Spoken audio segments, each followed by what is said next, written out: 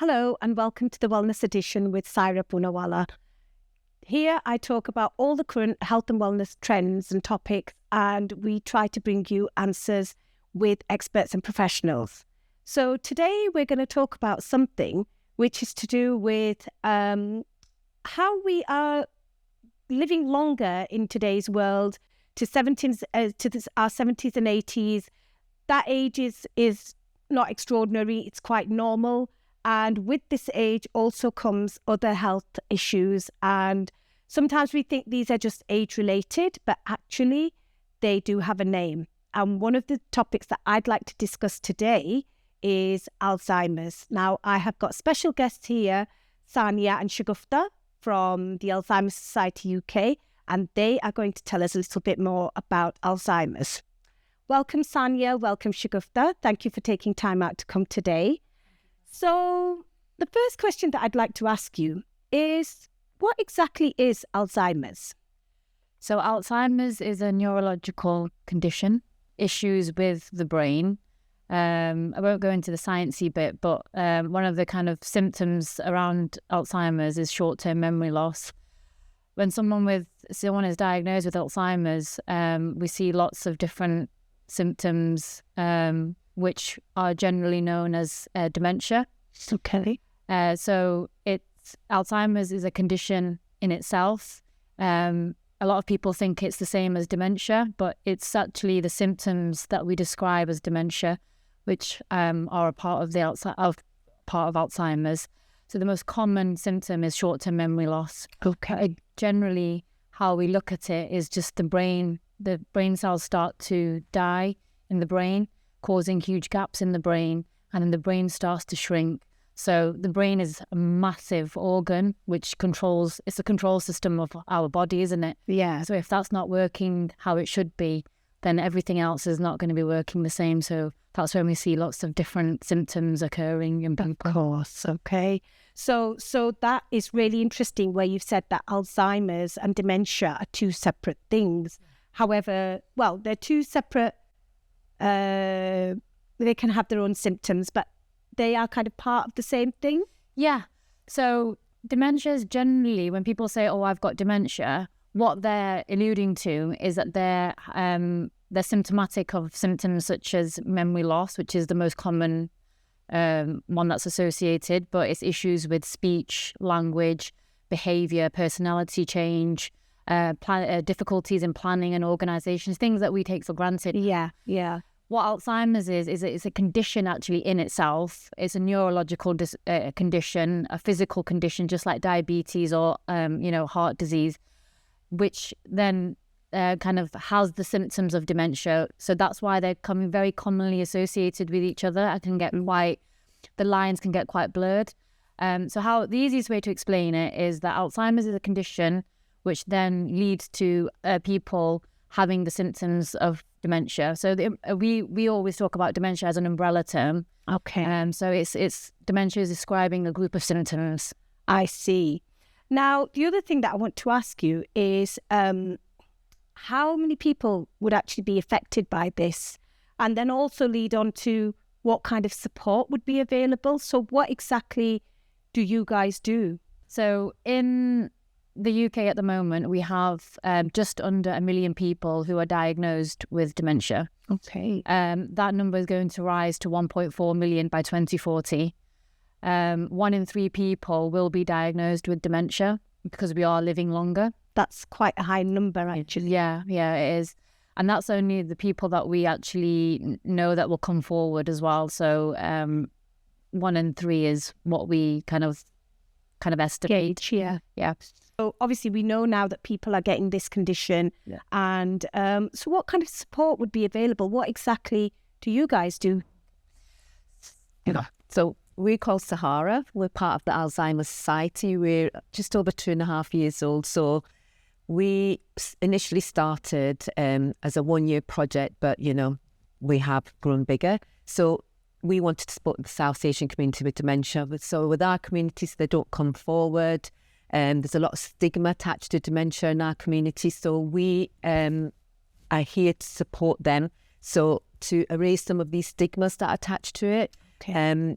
And what really helps is we've both got lived-in experience. Sanya's granddad's had dementia and my dad had dementia, and my father-in-law and my mother-in-law both got dementia as well. So this really helps in our support, and it really helps us to make our community understand that we need to access that support that's out there, that we try and manage everything ourselves, because again, with it being a mental health illness, there's a lot of stigma attached to it. Yeah. So our communities don't seek the support. So Sahara is there to help them, and we called ourselves Sahara, which means support in the Urdu, Punjabi, Hindi, because we didn't want to use the word dementia or anything that where our community will sort of back off from, not access that support.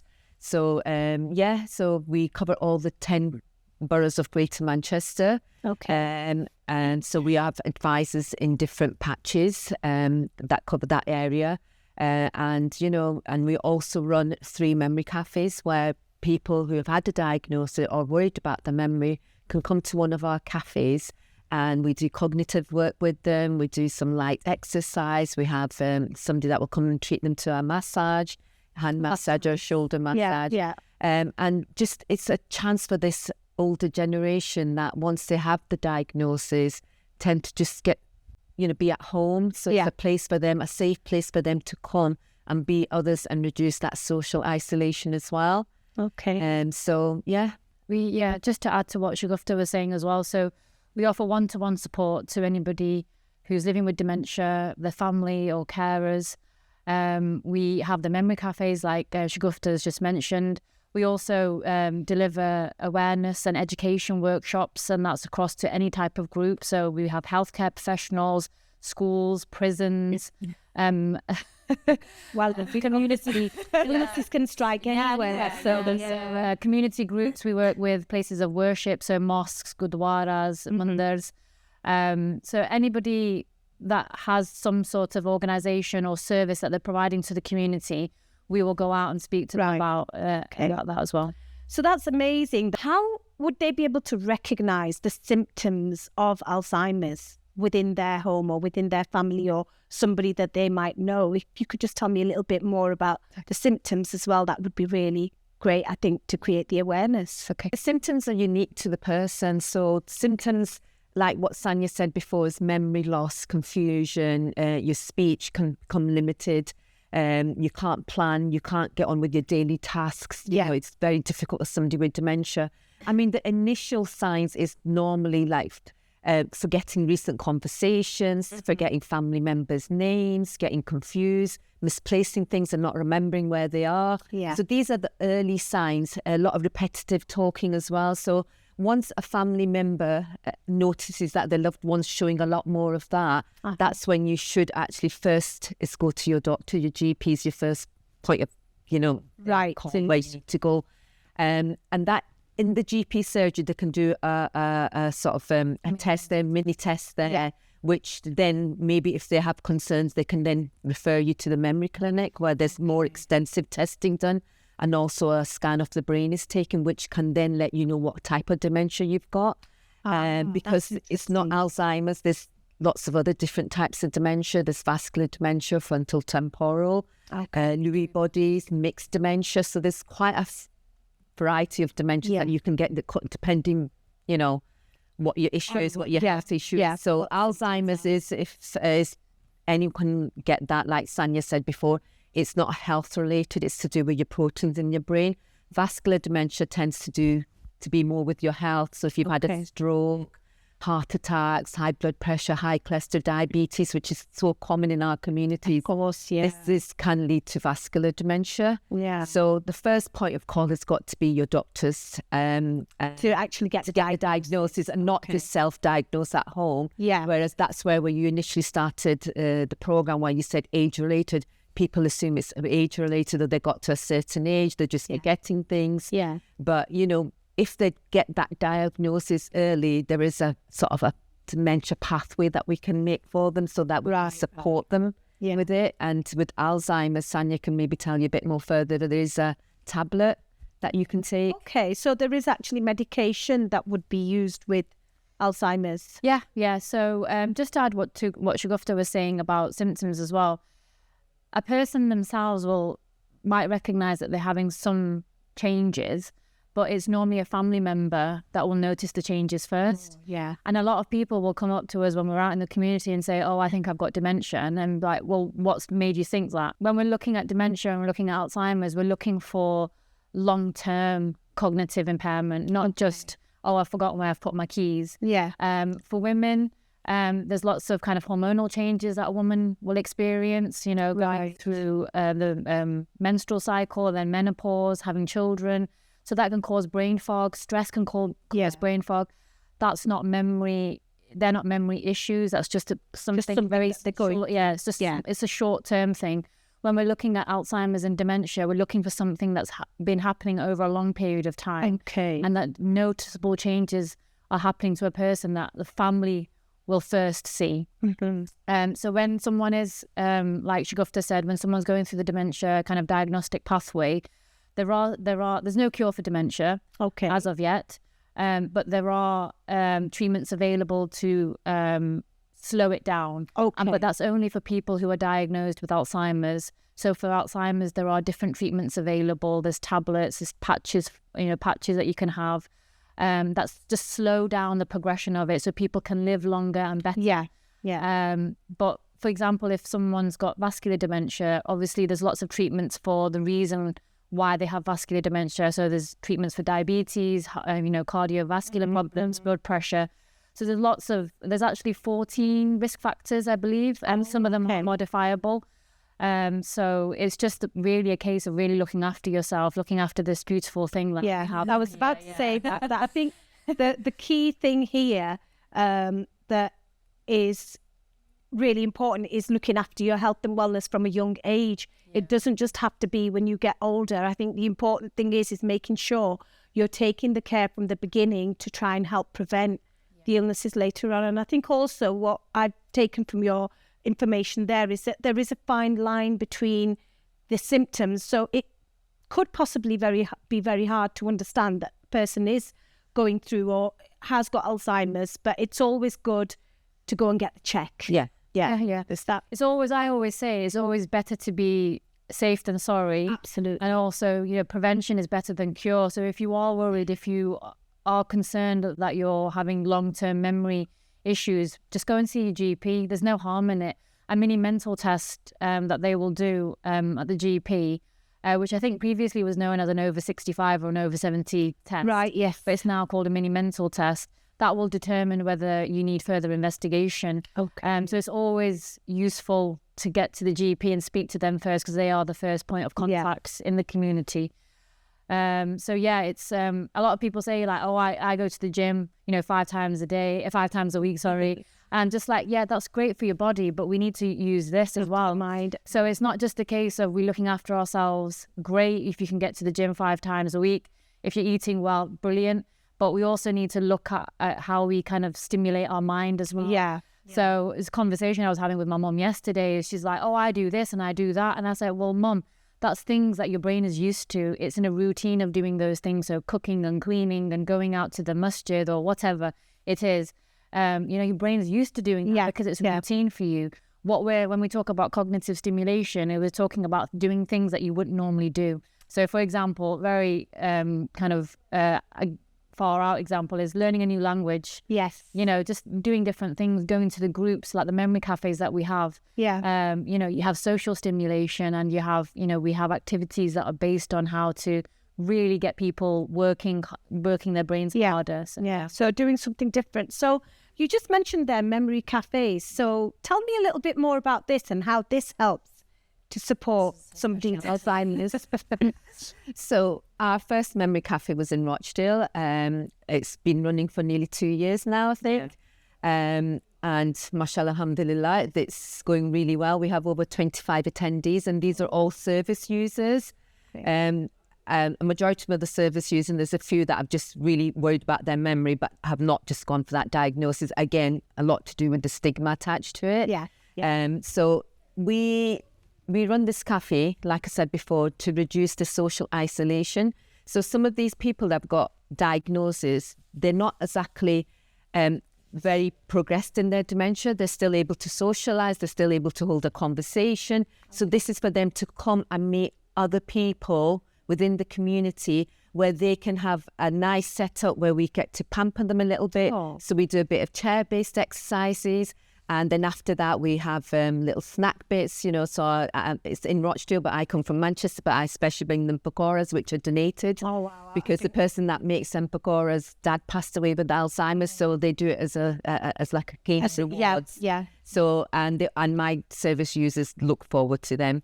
So then after we've had our little snacks, and it's a mixed group, so it's not just ladies only or men only. We have men and ladies, which is amazing in our community to see. Definitely. Because we always have that, we're not... Segregation, yeah. So, and then we sort of the men tend to go for the game. So we'll have like Ludo, Snakes and Ladders, we'll have chess, we'll have...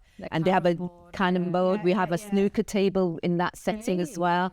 So they like to go and do that. And whereas the ladies, we always have an art activity, which they absolutely love, because knitting, sewing is something that they did in their youth. Yeah. So this is something that they like to show off as well. Yeah.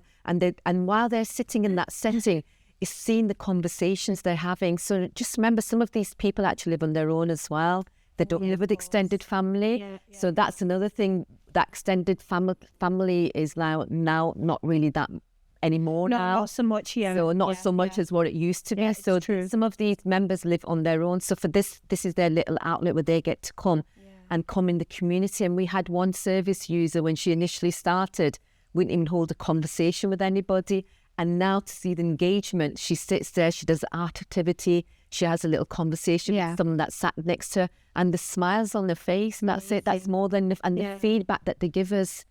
And then we always have somebody that'll come and give them a hand massage, a little shoulder massage, which is something that they don't normally get. Of course. And it's a little pampering session for them. And it's just that, and the prayers we get from them, it really makes our job. And making them feel important. That they matter. Yes, they do I think matter, that is, because again, this is where mental health stems from, doesn't it? When they've spent a lifetime and generation-wise, there was a time when they were just giving, and never even said one time, actually, this is what I need in return. Yeah. So for them to be able to get that now must be so satisfying to see them, to see the results. It's just that, and every week, we only do it monthly, but they're waiting for that phone call from me to say, oh, we're having it this Wednesday, Auntie, are you coming, Uncle, are you coming? Yeah. And do you know what? I very rarely get a no. It's always, yes, we're coming. And we always try and plan an activity that's going to be, different and engaging for them. And they're always going away and learning something new or creating something new that they're proud of. And even if it's just something small, they did handmade mirrors last night. And just like, they were so proud of themselves. Some were saying, I'm going to put it in my handbag. Some were saying, I made it for my granddaughter. So it's something for them to do. That's not what they would normally do. And, I know, and I can just imagine how much of a difference it must be making to their how they feel, to their own personal, sense of well-being. So, and also, Syra, for them accepting that they've got something, a memory issue, which is important. With the elderly generation, it's really it's like hitting a brick wall sometimes with them, to sort of try and change their mindset on certain things, but they actually come in and they know and they are aware that they've got some memory issue. And they come there and engage with everything, which is lovely to see. That's amazing. It's just a safe space for them. Yeah. So they're not labelled with anything. They just can be whoever they want to be. They're away from their normal caring environment. So they're not restricted in any way. So they can just be whoever they just to that freedom of being young again in a way, having that carefreeness. So we're talking about the service users and how they benefit. I'm now thinking about families so not everybody lives with family, but some of them do. How do the families get affected by this condition? I feel like there must be something there as well. It's tough. So my dad had dementia and my brother and my mother were the primary carers, with support from the extended family as well, but it really drained my brother looking after my dad. So my dad was quite aggressive with his dementia. My dad had vascular dementia, but also sundowning. So when it used to come to evening, my dad used to start showing anxiety, frustration, personality change. Little things would trigger him. And one of the triggers was my brother. So when he used to see my brother, something would, Click. something would click, and he would start getting very upset, start accusing him of things, start, saying things that were inappropriate to my brother. So towards the last couple of years, my brother had to sort of stay away from my dad, which has really affected him now. Yeah. And it's only now that he's started to understand what dementia is, and that's through my work. Right. Like I was speaking to you earlier as well, like when we got the diagnosis with Dad, even though we were all born and bred and educated here, us knew what dementia was. Yeah. It wasn't spoken about. Even growing up in the 70s, I never even heard of the word dementia. So obviously when Dad was diagnosed with it, along with other health issues, we kind of concentrated on the other health issues, and we really didn't understand why he was behaving like this. Yeah. So how we looked after him maybe wasn't the correct way, because somebody with dementia, there's like, you have to be very patient and calm and not sort of getting them angry. And sometimes we would sort of speak back and say, well, Dad, you said this and that's not what happened.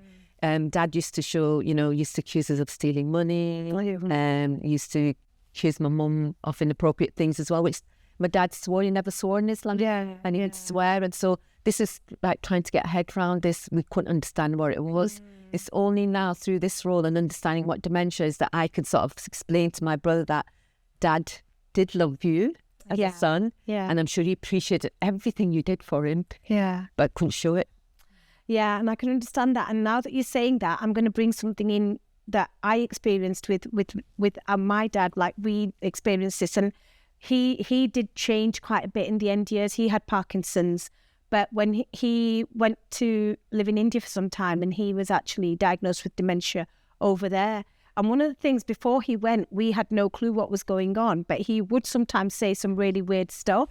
And I remember some of my mum's friends were around, and one of the friends came in, and he just all of a sudden stood up and he said, "Oh, didn't you used to be really sexy when you were young?" So, and we were all a bit okay, but I totally get what you're saying. So it does affect it affects everybody in the family. Just recently, we were at a conference last week in Manchester. It was a Dementia Congress conference, and so we don't call people patients or people with, we'll say people with dementia or people living with dementia, but we always call them experts by experience, because they are the experts in their lives.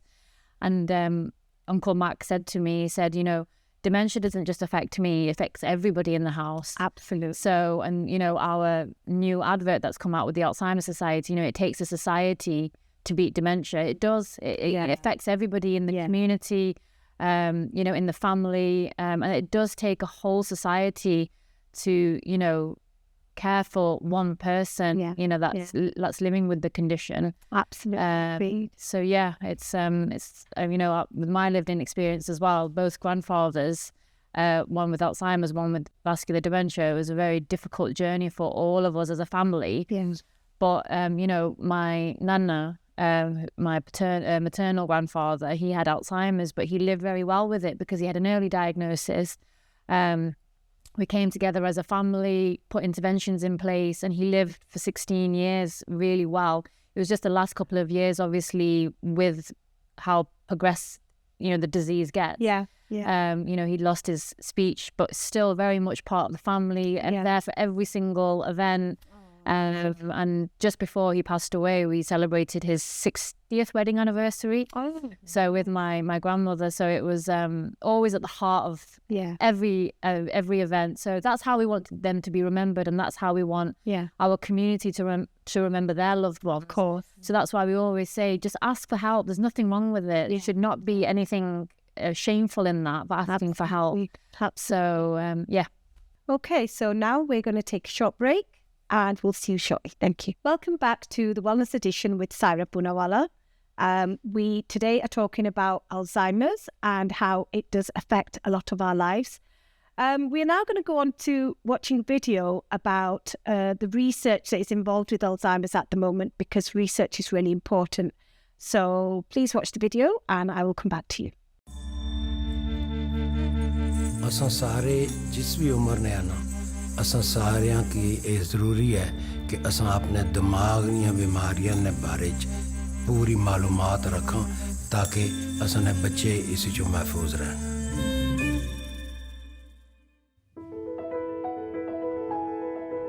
We need more representation in dementia research. Both of my grandfathers lived with dementia. My paternal grandfather was diagnosed with vascular dementia after he suffered a stroke. My granddad was at his best with his vegetables, his fruit and his flowers. We'd spend a lot of time in the garden because it helps me to connect with him. I want my children to have the kind of tools and the resources to be able to live through that or support someone through that. When I was told that I've got dementia, I was scared, and I mean scared. And because I was far from it, I refused to accept it. Now I've educated myself and I've come to terms with it, and I believe that there is life with dementia. It's just slightly different. Join dementia research. You should take part in it. The doctor introduced me to one of the members of the Alzheimer Society. I went towards some meetings and there were a lot more people who was having the same problem. I realized that I'm not the only one.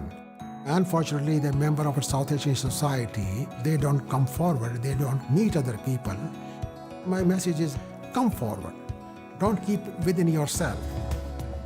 Make awareness of the condition, decrease the progression of it, find drugs for it, and maybe even prevent it. Easy it is to get involved in studies. I just thought this was a way to give back.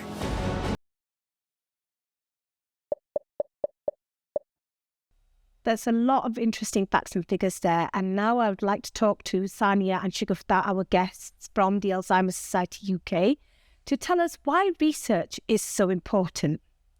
So, ladies, that video was really interesting and it really gives us an insight. But actually, do tell me, why is it so important that we do this research and we get involved in the research? So research is important because it allows, if we're all taking part in research, then it allows us to have more inclusive treatment, diagnosis, care and support. Because at the moment, the people who are taking part in research, the sample is predominantly white British male.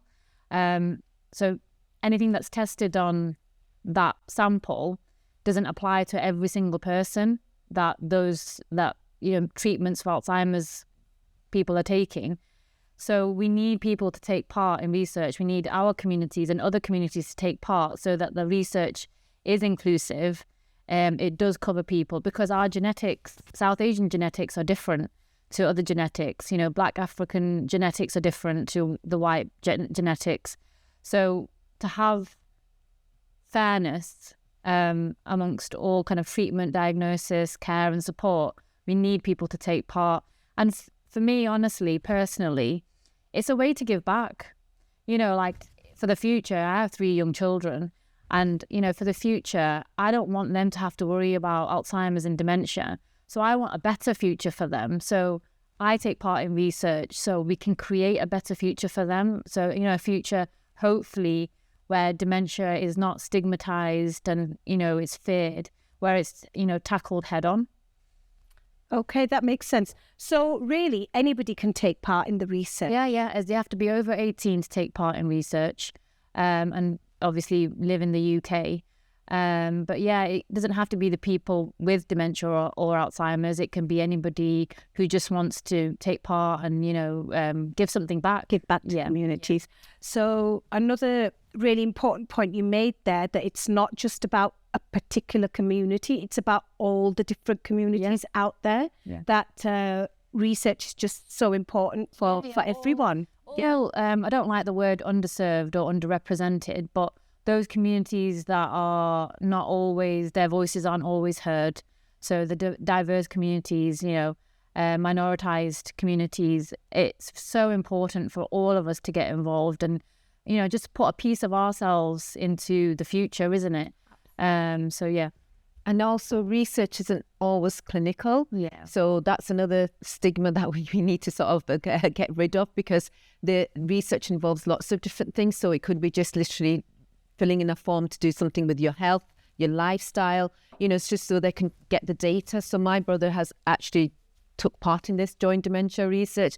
And the reason he's done it is because he's very passionate that no family should suffer that the way they suffered with Dad. So he's like very keen to do whatever he can to help. So he has took part in the study, and so has a lot of my other family members as well. So I think it's very important especially if you are living with somebody with dementia, I think it's very important that we should take that opportunity to, like Sanya said, give back to the future. We don't want our children, our great-grandchildren, suffering with this disease, having to care for somebody with this disease. And in that video, as you can see, my mother-in-law, who's 88, has took part. So she's took part. They're doing a research about exercise on an iPad for a person with dementia because they can visually see the exercise on an iPad. They still might need support how to navigate it. And she does daily exercises for 15 minutes. And then as she gets better at them, they get a little bit more difficult. So she's taking part in that research. So there is no limit to what age you can take part, and we should encourage it. If we want the medication and we want a cure, then we have to come forth with it as well and support the research. So that's your mother-in-law who's there in the video. That's really nice to see somebody taking part, especially, like you said, that age group.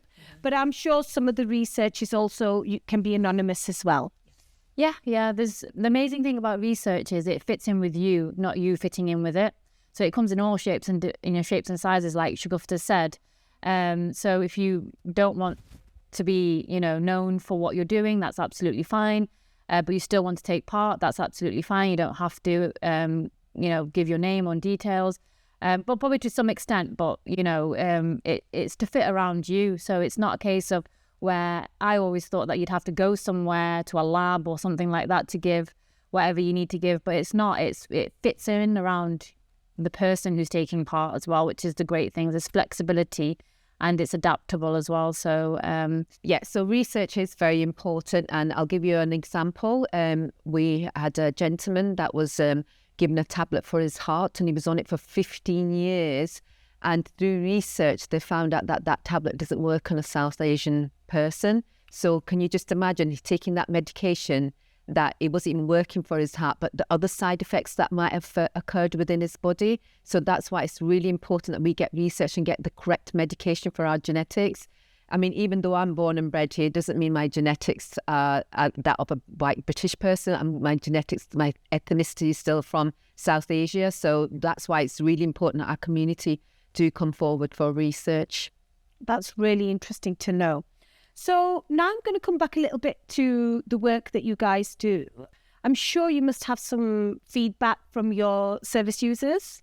So would you be able to share it? Yeah, we have immense feedback from wherever we go. So, we do so many presentations. We go to a lot of community groups to raise awareness of dementia. Like Sanya said before, we go to schools, we've been to prisons. And we get amazing feedback. And I'll read something that one of the service users in our Memory Cafés given feedback. And it said, Assalamu alaikum to all the Sahara angels. That's what she calls us. First of all, on behalf of all of us, I would like to thank you for today's amazing session.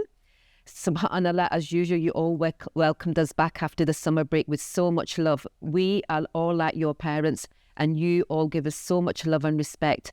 SubhanAllah, the reward for you all is immense. Every person comes with a smile and leaves with a smile. Everyone has nothing but good du'as for all of you. May Allah grant you all good health, happiness, and enable you all to continue with this legacy. Wow, that sounds absolutely amazing. So I can only just imagine the happiness that you're giving to these people and the support that they're getting with an illness that still not enough people know about. Yeah. So that's really great. So today we've talked all about the illness. We've talked about how people can get the support and help, firstly in the diagnosis, and then all the help that they can get if they actually have the illness. And of course, the support that the families can get in managing for the person with the illness. So there's a lot of information that we've taken in. However, people might not remember all of this. So at some point, if somebody needs a little bit of guidance, where do they come to? So please remind us who you are and what you do, where we can find you. So we are Sahara and we're part of the Alzheimer Society. So if anybody doesn't have the pleasure of living in the great city of Manchester, You can go onto our website where we have a wealth of knowledge and literature that you can order to your homes. You can also contact our dementia advisors on our national helpline as well. And then there's also our online forum as well for people which just find it easier to communicate with people online. If you want to contact us, we're the South Asian service. All our details are on our website as well. If you're not South Asian and you live in Manchester, we also have lots of local dementia advisors as well. So all the contact details can be found on our website. Okay, that's amazing. So thank you so much for sharing this wealth of knowledge, for sharing your experiences, for sharing feedback from the service users as well, because all of this is so important. And one of the key things that I'm going to reiterate is the importance of the research.